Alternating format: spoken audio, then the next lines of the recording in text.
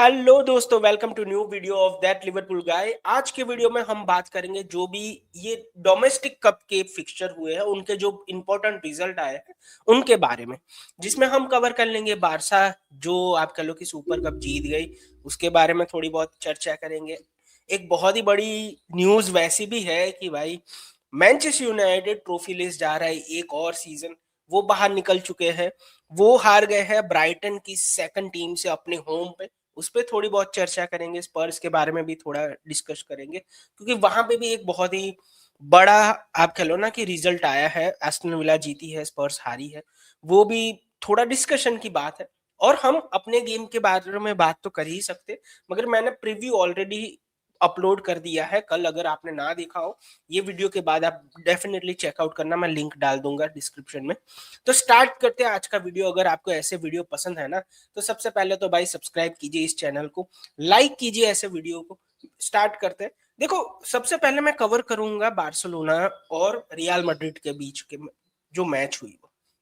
अब कल तो मैं बाहर था, तो शाम को रात को बहुत ही लेट घर पे आया, थका हारा सा था। मैंने सोचा कि नहीं देखता हूँ मैच, मुझे नहीं देखनी, मैं सो जाता हूँ। फिर अचानक से अपने शयन भाई हैं, उनका मुझे मैसेज आया कि चलो भाई आ जाओ, आधे घंटे के लिए वॉच अलोंग है उसमें। मैंने फिर मैच देखी। अब वॉच अलोंग में मैं आधे घंटे तक ही रहा, मगर पूरी मैच फिर मैंने देख ली शांति से सोते सोते। क्या गजब तरीके से बार्सिलोना अपने पास बॉल रखती है भाई। बहुत ही ज्यादा पोजीशन था, बहुत ही अच्छे प्लान के साथ उतरी थी। फर्स्ट हाफ मुझे बहुत ही क्वालिटी वाला लगा। इवन रियल मैड्रिड के भी जो अटैक होते हैं ना, वो आप कह लो बहुत ही लीथल हुए थे। पहला हाफ मुझे ज्यादा क्वालिटी वाला लगा, सेकंड हाफ में कह लो कि ठीक है, चलो चल जाता है।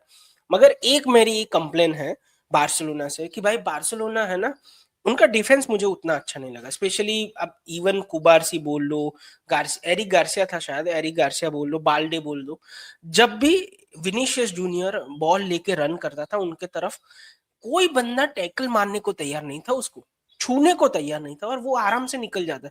स्पेशली फर्स्ट हाफ में विनीशियस का परफॉर्मेंस मुझे बहुत अच्छा लगा। अगेन अच्छे पॉइंट अगर हम बार्सिलोना की बात करें तो राफिनिया, भाई क्या इंटेंसिटी है। मैंने 3 बार तो राफिनिया को देखा कि भाई बैक लाइन पे आके एक बार उसने हेडर क्लियर किया, एक बार बॉल जीता, एक टैकल किया उसने। अटैकिंग वाइज तो उसने 2 गोल किए ही है, everyone will talk about that. पहली फिनिश तो बहुत बढ़िया थी। मगर मैं ऐसा कहूंगा कि उसकी जो डिफेंसिव ड्यूटी है ना, वो भी बहुत अच्छी है। मतलब पीछे आके हेल्प करता है, पीछे आके डिफेंडिंग में हेल्प करता है, वो मुझे बहुत बढ़िया लगा। अब बार्सिलोना का मुझे सिंपल सा एक ही इश्यू लगा थ्रू आउट दिस गेम, कि जब तक अब पेड्री हो गया, फेरन फेरन था फर्मिन लोपेज था, सॉरी फर्मिन लोपेज हो गया, और फ्रैंकी, ये लोग मिडफील्ड में अगर बॉल जीत लेते हैं वापस तो कोई इश्यू नहीं। मगर अगर आपने उनको मिडफील्ड के बाहर बॉल लेके चले गए, उसके पीछे चले गए और डिफेंस के सामने आप आ गए, तो डिफेंस उतना अच्छे से बॉल नहीं जीत पाता, टैकल नहीं करता। टैकल करने को पता नहीं क्यों वो शर्माते हैं, मुझे ऐसा लगता है हेजिटेट करते हैं वो लोग, टैकल नहीं करते, और गोल आ जाता है। और मोमेंट पे ही गोल आए रियल मैड्रिड के, जो 2 गोल है वो आप कह लो कि फर्स्ट हाफ में लास्ट कुछ मिनट में आए, और दोनों मोमेंट पे गोल आए। ऐसा नहीं कि बहुत ही सेक्सी फुटबॉल उन्होंने खेला, पास किया, बिल्टअप किया और उसके बाद रिजल्ट आया, नहीं, मोमेंट पे गोल है। एक तो कॉर्नर से आया, वो गोंजालो गार्सिया वाला, और विनीशियस का तो भाई गजब गोल था। मतलब मैं उतना ज्यादा पसंद नहीं करता बंदे को, मगर कल मैंने इतनी ज्यादा तारीफ की आफ्टर दैट गोल। बंदा 4 लोगों के बीच में से निकल गया, 4 लोगों के बीच में। पहले उसने 2 फुल बैक के बीच में से कट किया, अंदर बॉक्स के अंदर आया, दोनों सेंटर पे खड़े थे, और वो कट करके मतलब बीच में से उसने शॉट लिया। व्हाट अ गोल भाई, सबसे बेहतरीन गोल था मेरे हिसाब से कल की मैच में।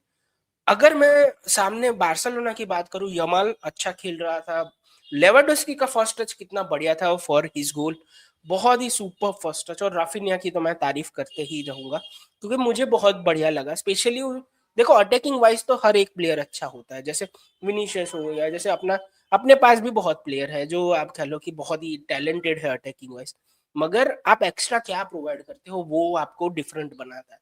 मुझे लगता है राफिनिया बहुत ही बढ़िया खेला, मैन ऑफ द मैच मेरे हिसाब से। अगर अगर आपको रियल मैड्रिड के बारे में कुछ बात करनी हो, मुझे जो है ना, उनका जो लेफ्ट बैक है वो बहुत बढ़िया लगा अगेंस्ट यमाल।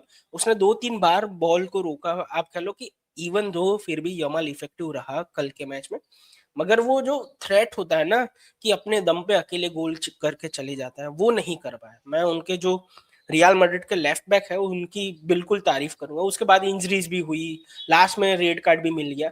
ओवरऑल मैं कहूंगा entertaining game, Barça war better side, और इसीलिए वो लोग जीते। तो आपको क्या लगता है, अगर आपने ये एल क्लासिको वाला मैच देखा सुपर कप का, बिल्कुल लिखेगा। मैं थोड़ा बहुत अपडेट देना चाहता हूँ अपने टीम के बारे में, जो आज एफए कप का मैच है। कॉर्नर ब्रैडली का न्यूज आपने सुना ही होगा कि भाई कॉर्नर ब्रैडली बहुत ही सीरियस इंजरी है। ऑफ कोर्स एसीएल नहीं है, मगर फिर भी सिग्निफिकेंट इंजरी है। उसकी वजह से है ना कि rest of the season he is out.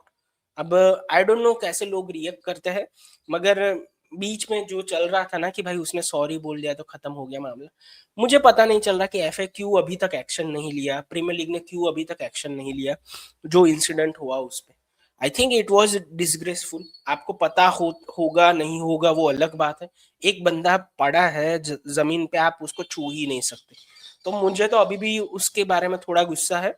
और ये जो लोग उसको जस्टिफाई कर रहे हैं ना कि उसने इंस्टाग्राम पे सॉरी का स्टोरी लगा दिया तो बात खत्म हो गई, नहीं भाई ऐसा नहीं होता। तो ये हम थोड़ा बहुत कॉर्नर ब्लैडली के बारे में बात कर लेते हैं। लास्ट में मैं कहूंगा कि स्पर्स और मैनचेस्टर यूनाइटेड, सबसे पहले तो जस्टिस फॉर एमोरिम। और देखो मैं मजाक उड़ाने के लिए नहीं बोल रहा हूँ, मुझे लगता है कि भाई एमोरिम के पास प्लान था, वो खिला रहा था अच्छे से। जस्ट बिकॉज एक कमेंट कर दी उसने बोर्ड के सामने, आपने उसको निकाल दिया। मैं उतना दुखी नहीं हूं कि निकाल दिया और वो लोग हार रहे हैं वो, मगर एज अ फुटबॉलिंग फैन आप ऐसा कर लो, जस्ट प्योर फुटबॉल की अगर आप बात करो ना, तो मुझे नहीं लगता कि उसके होने से आप कह लो कि आप ये हारते। अगर वो होता तो मुझे नहीं लगता कि वो हारते। और ये तो भाई 2-1 का स्कोर लाइन दिख रहा है आपको, मुझे नहीं लगता कि उतना अच्छा खेले। अगेन मैं ऐसा नहीं बोलूंगा मैंने पूरी मैच देखी, मैं सिर्फ हाइलाइट देख के बोल रहा हूँ, मगर मुझे हाइलाइट्स पे भी ऐसा लगा है कि ब्राइटन वर बेटर टीम। एक पॉइंट तक तो वो 2-0 पे थे, अच्छे से बॉल को रोटेट कर रहे थे, और उनकी फर्स्ट टीम भी नहीं थी। आप कह लो बहुत ज्यादा प्लेयर रोटेट हुए थे ओल्ड ट्रैफर्ड पे, मैनचेस्टर यूनाइटेड के होम पे। और अभी मैंने एक ऐसा न्यूज पढ़ा कि भाई 100 साल की हिस्ट्री में पहली बार ऐसा यूनाइटेड के साथ हो रहा है कि सिर्फ 40 मैच खेलेंगे इस सीजन में। कितनी शर्म की बात है। अगर आप मैनचेस्टर यूनाइटेड फैन हो तो देखो, मैं यूजुअली एसोसिएट नहीं करता इस फीलिंग से, मगर सिंपथी हो रही है उनके लिए। बुरा थोड़ा लग रहा है, मैं उतना भी बुरा नहीं है, मगर फिर भी थोड़ा तो बुरा लग रहा है, मैं ऐसा बोलूंगा। क्योंकि क्या है ना कि आप इतने बड़े क्लब हो और आप पहले टाई से ही आगे नहीं जा रहे हो ना, इसमें भी हो गया, ईएफएल कप में भी हो गया, कोई भी आके हरा रहा है आपको। आपके पास कोई प्लान नहीं है, जो बंदा प्लान लेके आया था उसको आप बैक नहीं करना चाहते थे। तो Manchester United in chaos, Manchester United in big mess, और वो चलता ही रहेगा मेरे हिसाब से जब तक वो कोई बहुत ही बड़ा बंदा लेके नहीं आता। जैसे हमारे लिए क्लॉप ने करके दिया है ना, वैसे कोई ऐसी फिगर होनी चाहिए, ऐसी पावरफुल फिगर होनी चाहिए जो ये डिसीजन मेकर है जैसे इनियोस है उनके उनके सामने खड़ी रह सके, और पब्लिक मैनेजर का साथ दे, इनियोस का नहीं। ऐसा सिचुएशन हो कि अगर इनियोस ने सैक करने की कोशिश की, लोग प्रोटेस्ट पे चले जाए, इनियोस को बाहर निकालने की बातें करें, वैसा हो तभी कुछ चेंज हो सकता है। मगर मैं तो खुश हूँ। देखो अपने को तो बहुत ही बढ़िया है कि भाई ट्रॉफी लेस जा रहे एक और सीजन। हम थोड़ा बहुत स्पर्स पे बात करेंगे और मिकी वैन der Ven के पे बात करेंगे, क्योंकि देखो स्पर्स हारे जीते लिवरपूल को उतना ज्यादा फर्क नहीं पड़ता, मुझे पता है।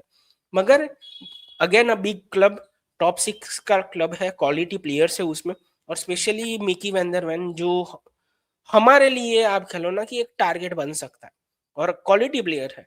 और उसके हर एक गेम के बाद ऐसे कमेंट आ रहे हैं, ऑफ कोर्स पोस्ट मैच में आपको पूछा जाएगा तो आप ऐसे कमेंट दोगे ही दोगे, मगर मुझे तो लगता है कि थोड़ा और मामला है, थोड़ा ये जो थोड़ा धुआं निकल रहा है ना उसमें आग है, डेफिनेटली है।